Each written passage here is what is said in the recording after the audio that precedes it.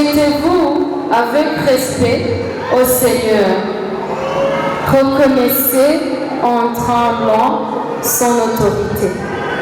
De peur qu'il se fâche et que votre projet vous perde.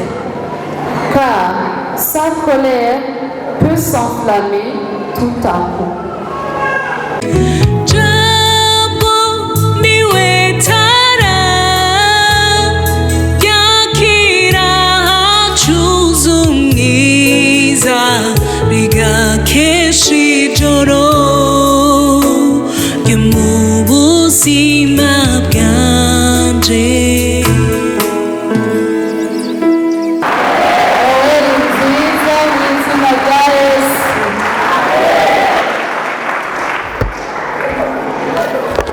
Mwami turaguhaye icubahiro ugira kandi ntabyo tworonka vy'amazahabu ariko turafise imitima iruta inzahabu turayigushikaniye. Urahambaye, uri umwami, uri Imana, uri umugiraneza. Ibihe byose uzokwa muri Imana. Subira utuganirize muri aya majambo yawe meza kugira ngo tukunezererwe, tunezererwe uri mu buzima bwacu. Tubisabye mu izina ryawe ryera Yesu. Amen. Imana ishimwe.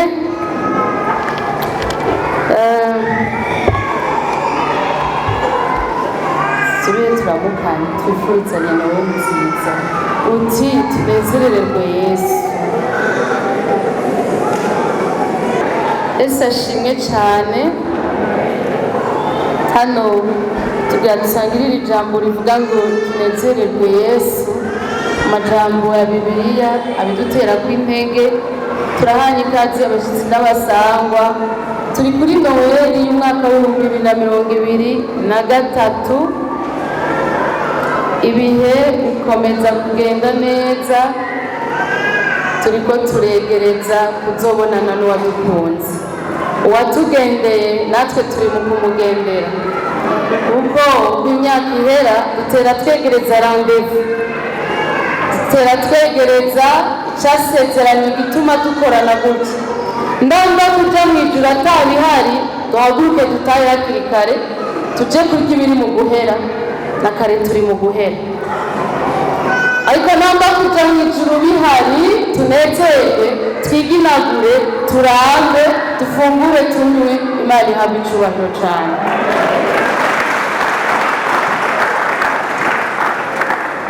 Rero sinzi umunsi Yesu azogarukirako turabamwizeye, ariko ntibaza ko tuzosanga umunsi mukuru mu mitima y'abamwizeye.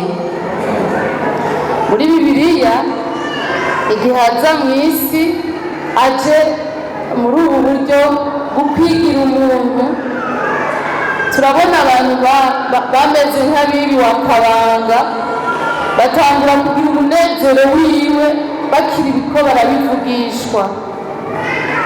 Ariko kandi n'umutama Simeyoni bamushiriye mu isengero ngo amuhezagire, aramenya muri we kumutandukanya n'izindi nzo y'abahora bamuzanira. Atangura kuvuga nk'uvugishwa nezerewe. Imana ikomerwe amashi cyane. Oh, haleluya. Atangura kuvuga nk'uvugishwa kandi n'ibyo ariko aravugishwa. Atangura kubwira Imana ko ayisezera iminsi yo kuba mu isi, kubana nayo mu isi, ngo ko ibyo yari yararindiriye arabibonye, ngo umurokozi yari arindiriye aramubonye, ariko yari akiri uruyoya ruteruwe mu ntoki. Ariko atangura gutahura neza igikorwa kizanye urwo ruyoya mu isi, agira uwo munezero. Abungerera bibi bakabanga bagenda kumuraba iyo aryamye avukiye, babibwiwe bibi bakabanga nabo nyene ngo bajana akanyamuneza kenshi. Abamarayika ubwabo baje kubivuga ngo baje bazana umunezero mwinshi, kandi ngo uwo mwanya mw'ijuru bacavuga impundu n'umunezero ko mw'ijuru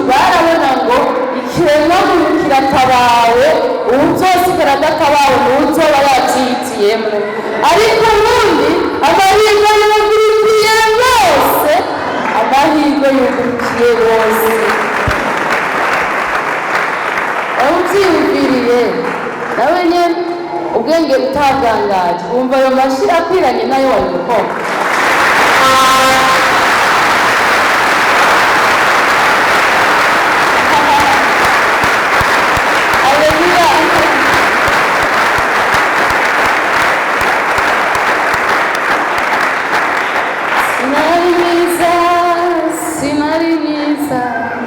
Sinari mwiza Yesu yangiriye ubuntu.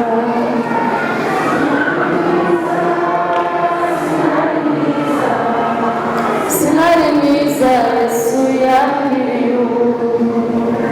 Uretse Yesu hariho n'abakuru batokubahuka kugendera iwanje. Uretse Imana umuremyi w'abakuru hariho n'abakuru batokubahuka gushika iwanje. Ntibobikunda nta na gahunda zabyo bofata kuko je suis pas tellement intéressante. Sindi umuntu yoshikwa ko ivyiyumviro rwose.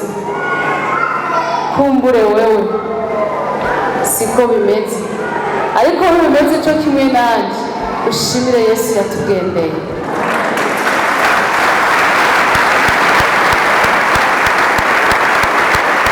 Haleluya. Ishimwe tunezererwe Yesu. Amajambo y'Imana dusome muri Zaburi ya 2 umurongo wa 12.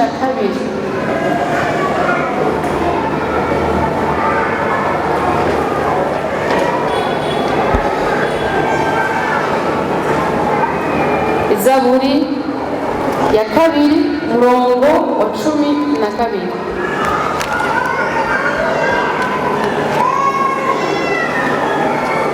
Ndaza gusoma mu Kirundi no mu Gifaransa.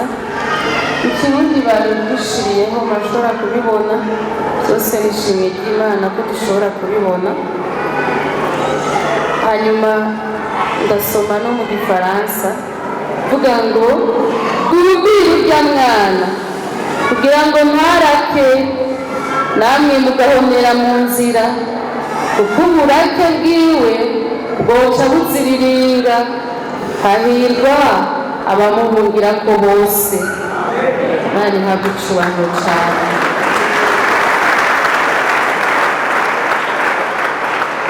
Amen. Mugumbire urya mwana.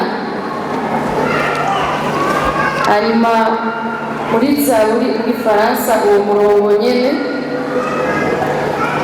muri français courant havuga ngo soumettez-vous avec respect au Seigneur, reconnaissez en tremblant son autorité, de peur qu'il se fâche et que votre projet vous perde, car sa colère peut s'enflammer tout à coup. Igitangaza. Yesu adufashe cyane. Mwiyumvise gute igihe nagenda kuramutsa umuntu ntabakire? Mwiyumvise gute igihe wajyana igisharara cyinshi kugumbira umuntu ntakugumbire? Mwiyumvise gute igihe wifuza kuramutsa umuntu ukanabishyira mu ngiro ugatera intambwe ukajyayo? Wakwiyumva gute agumye mu nzu akiyugarana akavuga ati nta mwanya ndagufitiye? Ndacyakiyumvira neza nimba uri uwo kwakira cyangwa utari uwo kwakira. Wowe waba uzi ko kumbure yoba nakuzi, kuko n'agatari gake yaba kuvuga fasha mama, gatari gake yaba kuvuga manera nicyo wokora none mari ibintu bibona. Umunsi umwe rero Imana igaca imugendera kugira ngo babane ibihe byose. Wa muntu nawe ati ibyo ndacabyibaza kubera ndabona abo bantu bitwa abakristo bameze nk'abasazi. Ndacabyiyumvira ko neza ntabyo kuwutagiza.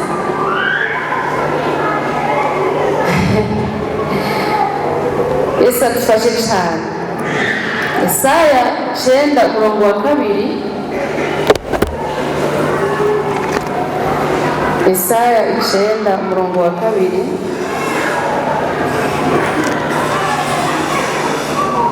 Abantu bagendera mu mwiza babonye umuco mwinshi, ababa mu gihugu cy'igitutu cy'urupfu nibo bakiwe n'umuco. Imana ishimwe cyane. Daba amajambo akurikira: wagwije ihanga, wabonye umunezero, banezererwa imbere yawe nk'umunezero wo mwiyimbura, nk'uko abantu banezerwa bagabanganya iminyago, kuko igiti cy'ingogo bamuremeka, n'ubuhiri bamukubita mu butikoma, n'inkoni y'uwamuhahaza wabivunaguye nko kuri wa munsi wa Midiyani. Kuko ivyakingira abafise ibigwanishwa mu ntambara n'impuzu zivumbagajwe mu maraso bizoba gucanwa bibe inkwi z'umuriro. Imana ishimwe cyane.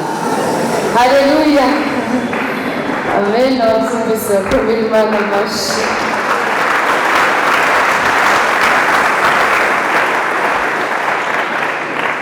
Amajambo akometse ariko atomboye turafise kabiri. Imana ikomere amashyi cyane. Abagomba agaciro mu Mana, abagomba ibihoraho mu Mana. Amen. Ni Yesaya ariko aravuga agira ubuvugishwa, ariko twebwe ubu tubirimo tubihagazemo, ahubwo gusa bidufasha gusigukirwa ibyo turimo. Yesu ashimwe cyane. Iyo ugiye wicaye ku bwiza bwinshi, noneho tubona umuco. Aleluya, Yesu ashimwe. Igihugu cyari mu bwiza bwinshi, ahantu hari ukwitiranya, hari ukuvanga ibintu, ahantu hari ukwihenda kwinshi, ahantu hari ukwigomagura cyane, ahantu hari ibikomere byinshi bitewe no gutemba, kuko umuntu ubenga ntabona aho ahagarara n'ahaca. Ahantu hari umubabaro mwinshi uterewe n'uko umuntu ntiyamenye icyo akora n'ibyo areka. Yesu adufashe cyane. Ntiyamenye abagenzi n'abanzi, ntiyamenye uwo yemera n'uwatemera, yaritiranije umukunzi n'utari we. Yesu ari mu isi, abantu barubahuka iyo bakiri mu mwiza, barubahuka ibintu biteye ubwoba. Barubahutse kumubwira ko ari umukuru w'abadayimoni, babonye ibitangaza ariko arakora. Barubahutse kuvuga ngo ariko benshi n'umukuru w'abadayimoni. Kwitiranya ibintu. Yesu aravuga ati nje nimba mweshwa n'umukuru w'abadayimoni, abana banyu nabo bakoreshwa bindi. Ni uvuga ngo hari ubujiji, hari umwiza, hari ukwitiranya ibiri by'Imana n'ibitari iby'Imana. Yesu arababwira ati ubwami ntibushobora kwirwanya ubwabwo, ntibikunda. Satani ntashobora gufata abe yateje indwara yongera azigukize. Iyo niyo ngorane abantu bagenda kubavuga kugira barondere gukira. Ubwami ntibushobora kurwanya ubundi. Yesu nabwira kuba ndi w'abadayimoni, nabwira abakizi b'abadayimoni babateye. Yesu arivuga, arisigura. Sinagira kuba ndi umukuru w'abadayimoni, nabwira abamukuru b'ibitego by'ubumuga. Izo ni insiguro ndiko ndongerako. Yesu ashimwe. Ariko Yesu ariko arerekana ngo uri mwiza. Muri Yohana 8:14 arabwira ati umuntu ankurikira azogendera mu bwiza, ariko umuntu ankurikira azokwama mu muco, kuko ari jewe naje ndi umuco. Twakira umuco abagendera mu mwiza. Tunezererwe Yesu. Iri jambo ryo kunezererwa ni jambo rikomeye. Usomye mu rurimi rw'igifaransa havuga ngo gucira bugufi n'ukubaha, hakongera akavuga ngo reconnaître. Mu Kirundi niryo ryananiye, niryo nabivugira ijambo ry'umutwe kuko ariko ndabyumva. Mugabo muri reconnaissance harimo gushima no gukenguruka, kumva ubyubashe kandi ukabishima. Si ukunezerwa rero by'amanyama, mugabo mu kunezerwa gutuzanira ukubaha Imana, mu kunezerwa gutuzanira ugukunda, ni ugushira amanga mu kwakira ku mugaragaro uwo wemeye ko ari Imana. Tunezererwe Imana, tunezererwe Yesu. Aleluya, Yesu ashimwe. Rero aya majambo ya Yesu abandanya avuga, narivuze uwo murongo wa kabiri w'iby'umwiza, abandanya avuga inyungu icyo gihugu cyari mu mwiza kizoguca kibandanirizaho. Mbere tubona yuko muri icyo gihugu haza k'umunezero. Aleluya. Koko jewe urambona hano mu gisagara honyine iyo hakiri kare amatara agacika, tukagira Imana bigatubirana n'uko hari umukino w'umupira uri kuraca kuri televiziyo, bakoranye ahatandukanye, amatara agacika, uzavuga mu gisagara rigashwamira. Amatara akorutse uzavuga kuko umunezero uje utewe n'umuco, kuko uwo muco ugira ukwereka icyo washaka kubona. Tunezerwe Yesu.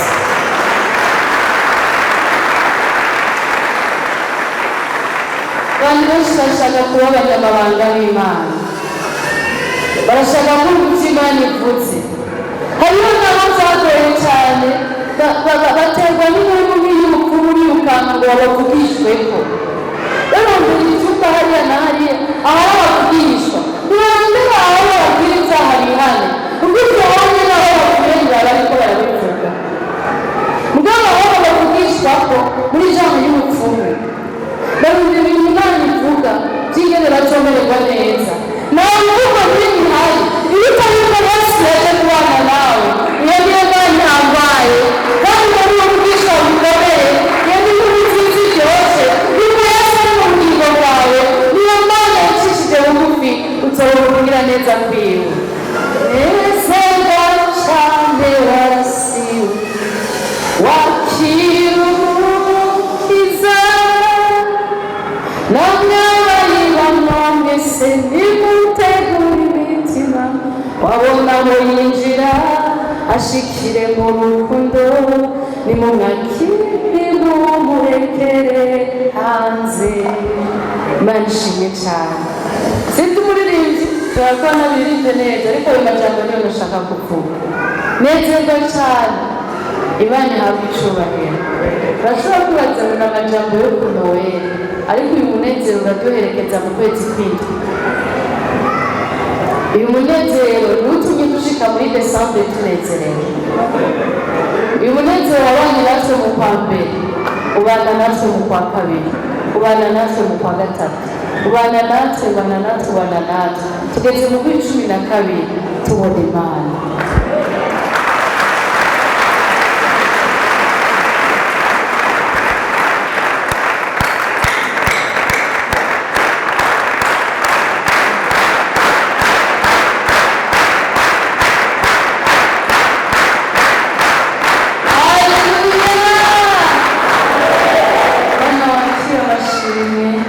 Turagukomeye amashyi y'umunezero w'ubudashira.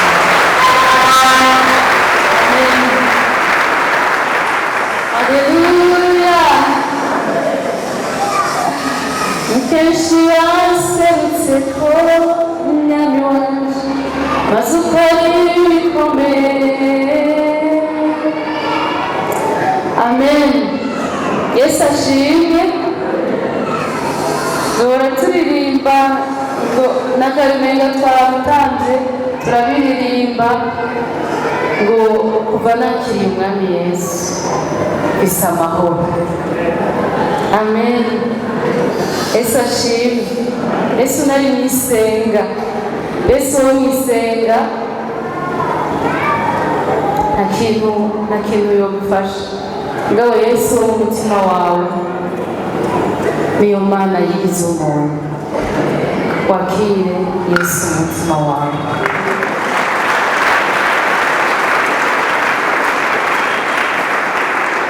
Uwo murongo wa gatatu tubwira ngo wagwije ihanga, wabongoye umunezero. Banezererwe imbere yawe nk'umunezero wo mwiyimbura, nk'uko abantu banezerwa bagabanganya iminyago. Haleluya, Yesu ashimwe. Iyo twakira Yesu womenya turiko turabona neza iracu yariko. Haleluya, iyo twakira Yesu tugira umunezero gusumba uw'abagabanganya amatungo, kuko ayo matungo nta n'umwe n'igihe amara, niyo agize ngo araramba aho utaramba, ariko Yesu arambana nawe agahora nawe. Imana ihabwe icubahiro cyane. Mwene rero turakurashe ugumitse imitima yacu kuri wewe, dushoboze kukumva no kukumvira. Urakoze. Murongo wa kane uvuga ngo kuko igiti cy'ingogo bamuremeka n'ubuhiri bamukubita mu butikoma n'inkoni y'uwamuhahaza wabivunaguye nko kuri wa munsi wa Midiyani. Aya ni amajambo avuga icyarimwe ukubabazwa kwa Yesu, akongera akavuga ukubabara k'uwacunguwe, hanyuma akongera akavuga icyarimwe ingene uwo mwana wa Yesu wakenyuwemo umunezero ku bari bafise umubabaro, bambutse igiti cy'ingogo, babibuze igiti cy'ingogo kuko nafise inkoni hafi yuko ari igiti bambika inka zirima, bagishyira ku ijosi ryacyo kugira ngo hirya no hino baremere ko imizigo yose bakeneye.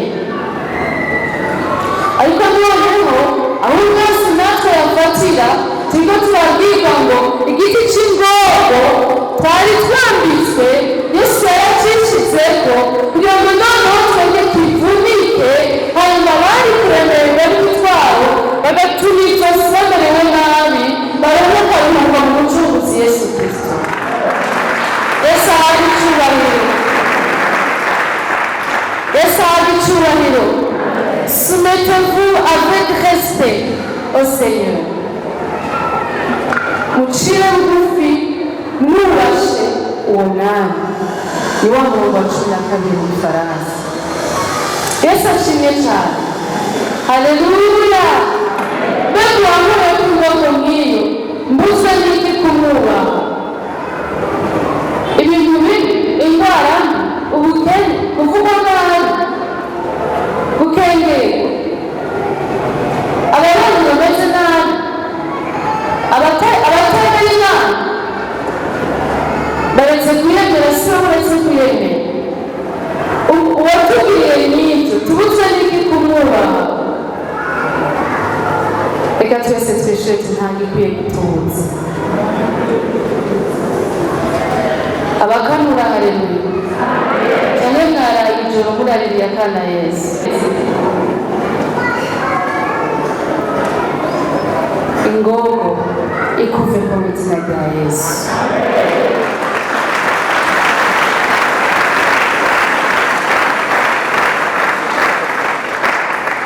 Gute wokuba wikoreye umusore guhenda, inkumi guhenda, gute wokuba wikoreye biturire biguhenda, gute wokuba wikoreye ibyaha, ibinyoma n'ingeso mbi n'ibindi bitandukanye biguhenda, gute wokuba wikoreye wagucuruyeko hanyuma bikanga kumuharira ku nguvu, gute wokuba ubyikoreye kandi ari waje kubwira ati byihorere je ndabibona bibinde je ndabyokipe.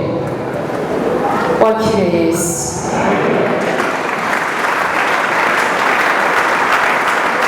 Amen. Ariko icyashoboje kubabarira ndabivuge kuko abantu benshi barakomeretse.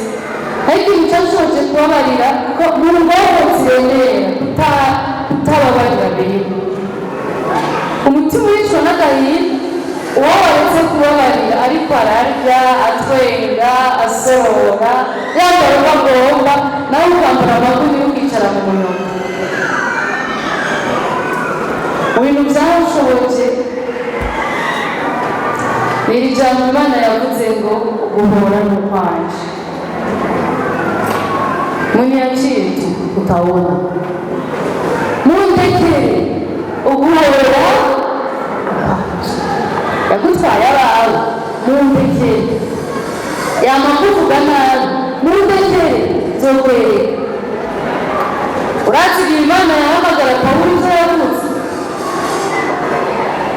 tugira tunahasoma ariko iyi nkuru iberanye n'agakanya yavuze abwira uwagiye kumusengera Naniya navuga ati mwana umugabo utarumvise ko ibibazo kibi ishobora kuba mwinakaza n'urugo yakwemeye ahubwo niyo mpamvu gusubira kugira n'abakwizeye uyu mugabo nagira n'abakwizeye bazi neza yabubwiye muri mwe mubi aramubwira ati ureke kuko ari ibikoresho bitoranyirije nzomwereka ibyo akwiye kubona yakijijwe mugabo yabaye obije yategerejwe gukorera Imana n'umubabaro mwinshi kugira ngo abone ibyo yakoreye abizeye ariko Imana ishimwe ko umubabaro utameze nk'uw'isi itera kuko umubabaro wa Pawulo Imana yawuhinduye n'umunezero mwinshi Pawulo aravuga ati sinababwira ibintu nabonye igihe najyaga mu ijuru niba ari irya gatatu yabivuze akerekeranya ubwo nyene sinababwira ibintu nabonye ngo baramwiyumvira ko umunsi wo mumbonako kuko nawe ntibakorera mu mubabaro mwinshi uwo mubabaro si nk'uw'isi itera ariko Imana yawuhinduye n'umunezero ingogo itegerezwa kuva ku bizeye Yesu kandi kubibona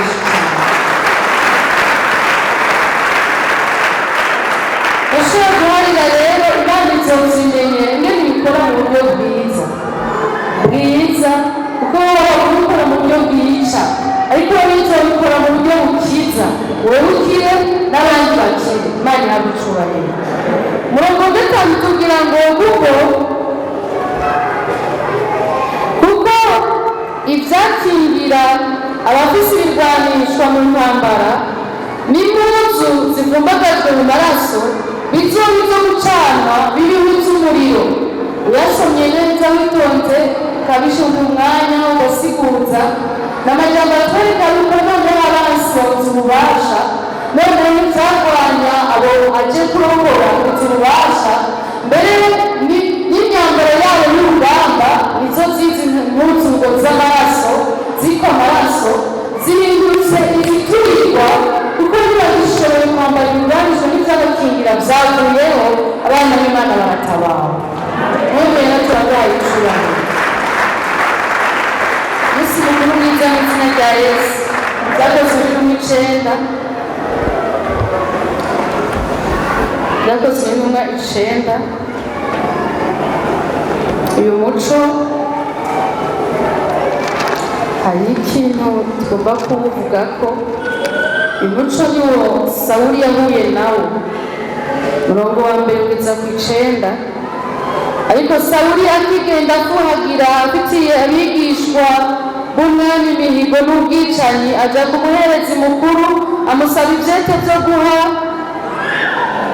ab'amasinagogi y'i Damasiko kugira ngo niyabona abantu bakurikira inzira ya Yesu ari abagabo canke abagore abajana i Yerusalemu mu ngoyi maze ariko aragenda agira ashika i Damasiko haza umuco giturumbuka uvuye mw'ijuru mukayanganira irya nino yikubita hasi yumva ijwi rimubaza riti Sawuli Sawuli umpigira iki kuniko babazwa abarwanya abakristo abarwanya abakristo Yesu ashimwe Sawuli Sawuli umpigira iki aramubaza ati urinde ga mwami nawe ati ni jewe Yesu uwo uriko urahiga ariko va hasi ushike mu gisagara uzobarirwa ibyo ukwiye gukora abagabo bajanye nawe bahagarara badakoma kuko bumvise ijwi ata muntu babona Sawuli arabyuka ava hasi maze akanuye amaso ntiyagira icyo abona bamufata ukuboko bamushikana i Damasiko, amarayo gatatu atabona, atacarya, atacanywa. Imana idufashe cyane. Yesu ni umuco, twanye turabisoma. Rero kunezererwa habona umuntu atobibamo nuwo bamerewe nka jewe kera, kuko jewe ntarakizwa. Harya bwije naronderana n'ahatabona kandi atamuntu ahari, akaba ariho nicara. Nabimenye nk'ijijwe ko bwari ubutindi n'amarushwa byanteye, nuzuye intimba n'agahinda n'umubabaro byari byarambayeko, nk'uko wadushingiye nawe yavuze. Nari mfise intumbi y'ubupfuvyi, kandi abo bumva nari mfise mama, ariko nari mbabajwe na papa. Ariko ivyakurikiye maze kumubura ivyo vyari bingoye cane. Umwiza kuwukunda ni ukuri no mu mutima wawe haba hariyo umwiza, ariko umuco umuntu wese ariko araza ku muco, Bibiliya ivuga ngo nawe nyine aba ari mu muco. Yesu ashimye cyane. Rero hano tubona uwo muco ariwo Yesu uhuye n'Isawuli. Ariko hari inkuru igoye mwese mushobora kuba muzi, niyo bakwatije kw'itara warusinziriye, bagaca bakubwira bati ubwo nyene kanura urabe muri ampuru, ubwo nyene kanura urabe hajya mw'itara. Nimuvyiyumvire ingene amaso yawe biba biragora kubonana n'umuco, kuko wamenyereye ubwiza kuburyo bw'umuco wahindutse amagorwa. Muri ako kanya ivy'umuco si ivyawe. Ni ukuvuga ngo uwo mwanya umaze usinziriye ni umwanya umaze umutwe wawe, ubuzima bwawe bwamenyereye ahatabona, kuko wabwiriza kw'itara. Rero bagaca bakubwira ngo nyareko mubwire bamaze na Yesu bitegereza kubanza gutera utugorane tumwe tumwe. Ico gituma bidatangaje yuko kugira ngo batimigwe no kubonana na Yesu ubanza kwibaza ibintu bimwe bimwe bijanye n'umwiza wahoraho. Bimwibuke ko kenshi ikintu c'ukora bacatse itara ugasanga bidumira kandi ubwo nyene ugakamya ko itara riraka, ico ukora ukwiye bikagusiga guhumiriza. Wamuntu yibereye mu mwiza yumva amajambo y'umuco, atubiri mu muco wa Kristo, mugabo birihuta kumenga catangura mu buzima bwe bwa kera, menga ari ibintu adashaka gusiga. Siga vyose vyahora bibabaza Yesu, umwami yadupfiriye, ntaco utinya amaso y'abantu, ivyo vyose ntaco biraba, n'ivy'akanya gato. Amen. Uyu muco Pawulo yawubonye amaso y'abantu, yongera acika intege, ntiyongera gufungura, ntiyanywa. Hano havuga ngo amara gatatu atabona, atacarya, atacanywa. Ariko Imana ishimwe yashitse kwa Ananiya niwe yarumvise. Ananiya amusengeye bimeze nk'ibikara agashimuka ku maso, arakanura neza. Rero atangura kubana na Yesu byamya. Imana ishimwe. Ntukange rero kandi ntiwibaze yuko uyu muco uhuje n'ubuzima wahoraho. Oya, uyu muco utegerezwa kukubiversa, utegerezwa kunyiganiza icyo twahoraho kugira ngo ivyambere natwe twakire ubuzima bushasha mu izina rya Yesu. Komera Imana amashyi, twakire Yesu, tumunezererwe. Ibintu bimeze neza muri Yesu, tugerageza kwihangana iminsi ya mbere yo kutamenya n'iminsi ya mbere yo kubahiza, ariko rero yariteguye kumumurikira gushika mw'ijuru. Yesu arabezagire cane.